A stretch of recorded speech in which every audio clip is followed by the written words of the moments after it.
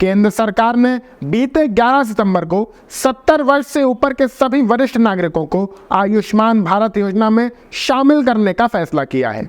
इस फैसले के बाद प्रधानमंत्री नरेंद्र मोदी ने सोशल मीडिया प्लेटफॉर्म एक्स पर एक पोस्ट में लिखा, हम प्रत्येक भारतीय के लिए किफायती और उच्च गुणवत्ता वाली स्वास्थ्य सेवा सुनिश्चित करने के लिए प्रतिबद्ध है। सरकार की ओर से जारी प्रेस रिलीज में बताया गया कि इस योजना में 4.5 करोड़ परिवार लाभान्वित होंगे, जिसमें 6 करोड़ वरिष्ठ नागरिक हैं। सरकार की इस पहल पर कांग्रेस प्रवक्ता ने कहा है कि सीजेआई की ताज़ा रिपोर्ट में इस योजना के बारे में जो लिखा है उस पर भी सरकार को अपना रुख स्पष्ट करना चाहिए। आइए जानते हैं इस योजना में क्या है, किन्हें लाभ मिलेगा और जिनके पास प्राइवेट हेल्थ इंश्योरेंस है उनके लिए इसमें क्या है। नमस्कार, मैं शाश्वत सिंह दर्पण और आप देख रहे हैं अपना फेवरेट यूट्यूब चैनल द देश बोर्ड। इस पूरी घोषणा को सिलसिलेवार तरीके से समझते हैं। नंबर 1, ये योजना क्या है? केंद्र सरकार आयुष्मान भारत प्रधानमंत्री जन आरोग्य योजना देश के गरीब लोगों के लिए चलाती है, जिसके तहत इलाज के लिए प्रत्येक परिवार को 5 लाख रुपए का कवर दिया जाता है। केंद्र सरकार ने इस योजना को विस्तार देते हुए अब वरिष्ठ नागरिकों के लिए भी इसमें अलग से 5 लाख रुपए का कवर देने की घोषणा की है। आयुष्मान भारत योजना की शुरुआत 2018 में हुई थी। बीजेपी ने 2024 लोकसभा चुनाव के लिए जारी घोषणा पत्र में यह वादा किया था कि उनकी सरकार आने पर वो आयुष्मान भारत योजना के दायरे का विस्तार करेगी। इसके अंदर सभी वरिष्ठ नागरिकों को शामिल किया जाएगा। सवाल नंबर 2, किसे और कितना फायदा मिलेगा? 70 साल से अधिक उम्र के सभी वरिष्ठ नागरिक, चाहे उनकी सामाजिक आर्थिक स्थिति कुछ भी हो, वो इस योजना का लाभ ले सकेंगे। इस योजना के तहत आने वाले वरिष्ठ नागरिकों को अलग से कार्ड जारी किए जाएंगे। सूचना एवं प्रसारण मंत्री अश्विनी वैष्णव ने कैबिनेट के फैसलों की जानकारी देते हुए कहा, समाज में बदलाव आ रहा है। संयुक्त परिवार से एकल परिवार हो रहे हैं। उसमें वरिष्ठ नागरिकों के स्वास्थ्य के कवरेज के लिए, उनकी सामाजिक सुरक्षा के लिए ये बहुत बड़ा स्टेप है। वैसे परिवार के वरिष्ठ नागरिक जो पहले से ही आयुष्मान भारत योजना में कवर हैं, उन्हें अब खुद के लिए अलग से 5 लाख रुपए का टॉपअप कवर मिलेगा। हालांकि वे इसे परिवार के 70 साल से कम उम्र के दूसरे सदस्यों के साथ शेयर नहीं कर सकेंगे। परिवार के 1 से अधिक वरिष्ठ नागरिक होने की स्थिति में उन्हें 5 लाख रुपए के अतिरिक्त कवर को शेयर करना होगा। वहीं आयुष्मान भारत योजना के तहत जो परिवार कवर नहीं है, उन परिवारों के 70 साल से अधिक के बुजुर्गों को भी इसका लाभ मिलेगा। सवाल नंबर 3, इस योजना में शेयर्ड का क्या मतलब है? ये योजना क्योंकि परिवार पर आधारित है, इसलिए इसे शेयर्ड बेस्ड रखा गया है। परिवार में 70 साल से ज्यादा उम्र के बुजुर्ग इस योजना का इस्तेमाल साझा तौर पर करेंगे। केंद्रीय मंत्री अश्विनी वैष्णव ने कहा कि इस योजना में शेयर्ड का मतलब है वरिष्ठ नागरिकों के साथ साझा।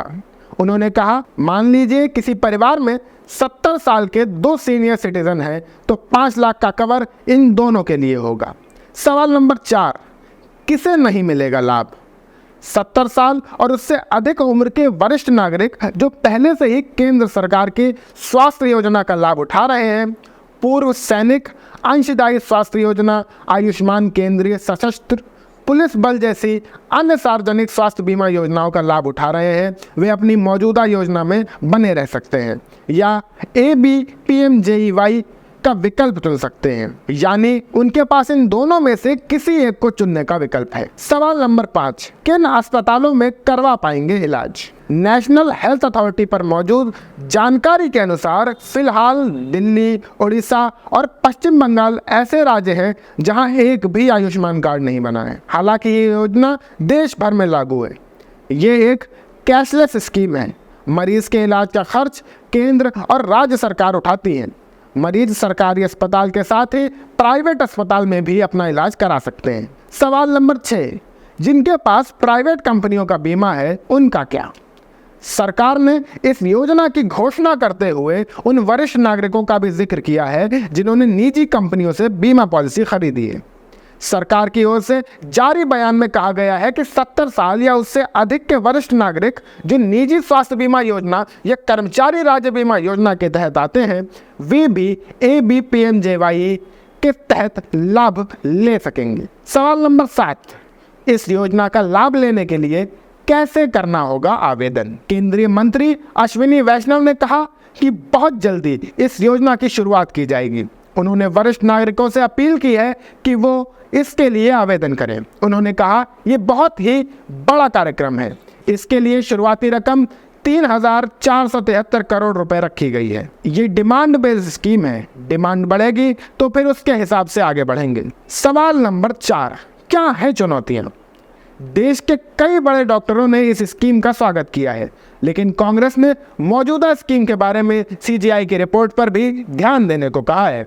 लेकिन कांग्रेस प्रवक्ता पवन खेड़ा ने एक समाचार एजेंसी को बताया, सीजीआई की रिपोर्ट देख ले कि किन को अब तक ये लाभ मिल रहा है, कितना मिल रहा है, कितना घपला हो रहा है। सरकार पहले उस पर तो अपना रुख स्पष्ट करे। ये नारे देने, योजनाओं के बारे में लफ्फाजी करने और थोड़ी योजनाएं लागू हो जाती हैं। दिल्ली गंगाराम अस्पताल के सीनियर कंसल्टेंट मोहसिन वली इसे एक अच्छी स्कीम बताते हैं। देश में जनसंख्या के हिसाब से देखें तो अस्पतालों पर मरीज का दबाव है। इस स्कीम में सरकारी अस्पताल तो इलाज करते ही हैं, प्राइवेट अस्पतालों को निर्देश है, वो उल्लंघन नहीं कर सकते हैं। मुद्दा क्लेम सेटलमेंट का है तो सेटलमेंट को सरकार सुधारने में लगी हुई है और समय के साथ प्रक्रिया ऐसी होगी जिसमें मरीज को परेशान नहीं किया जाएगा। चुनौती जागरूकता की भी है। अगर किसी को ये नहीं पता हो कि उनकी समस्याओं के समाधान कहाँ होंगे तो दिक्कतें आती हैं। लोगों को इस बात का ध्यान रखना होगा कि सरकारी अस्पतालों में मरीजों की लंबी कतार को देखकर लोग घबरा जाते हैं, इसलिए वे प्राइवेट अस्पताल का रुख करते हैं। वहीं कुछ लोगों का कहना है कि इस स्कीम को बहुत अच्छे से डेमोग्राफी और सार्वजनिक स्वास्थ्य क्षेत्र के समस्याओं के लिहाज से सही से प्लान किया नहीं गया है। भारत युवाओं का देश है। हेल्थ इकोनॉमी के सिद्धांत के अनुसार युवाओं को इस दायरे में लाना चाहिए जिनका आगे का जीवन काफ़ी बचा हुआ है। 70 साल से ज़्यादा उम्र में होने वाले इलाज काफ़ी महंगे होते हैं और उसके लिए 5 लाख रुपए की राशि पर्याप्त नहीं है। योजना गरीबों के लिए थी, अब 70 साल से ज़्यादा के अमीर बुजुर्ग भी इस दायरे में आएंगे जो अपना इलाज वैसे भी करा सकते थे। केंद्र सरकार की इस घोषणा पर आप अपनी राय हमें कमेंट करके ज़रूर बताइएगा। वीडियो को लाइक करिए, अपने दोस्तों के साथ शेयर करिए और हमारे और आपके चैनल द देश बोर्ड को सब्सक्राइब करिए। आप सबका बहुत बहुत शुक्रिया।